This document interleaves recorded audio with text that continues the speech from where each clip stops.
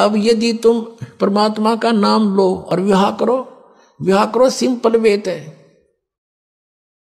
और वैसे नहीं, लोग दिखावा नहीं, जैसे हम इस बात से परिचित हों तब हम इससे हट सकते हैं। जैसे गीता जी अध्याय नंबर 7 के श्लोक नंबर 29 में कहा है कि जो तत्ब्रह्म से परिचित हो गया और सारे अध्यात्म ज्ञान से और सभी कर्मों से परिचित हो गया, वही उस परमात्मा के पाने का, जरा और मरण से छूटने का प्रयत्न करता है, और नहीं कर सकता। वो तो यहां बकवाद चाहता है।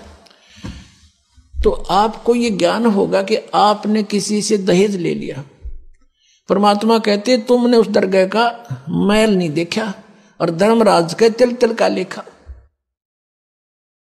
तो आप किसी से पैसे लेते हो रिश्वत से, चोरी से, या वैसे कोई धोखा दे करके लेकर नहीं देते हो, आपने एक एक पाई पाई का हिसाब देना पड़ेगा।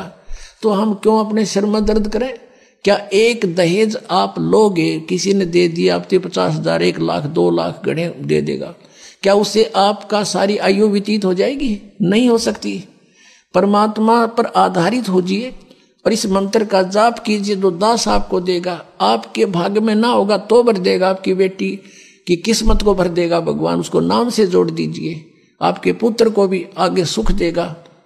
सारी सृष्टि का पालन करता, और क्या आज हम उसी से सीधे संबंधित हो गए? क्या हमें 2 रोटी नहीं दे सकता? और हमें घृणा नहीं चाहिए।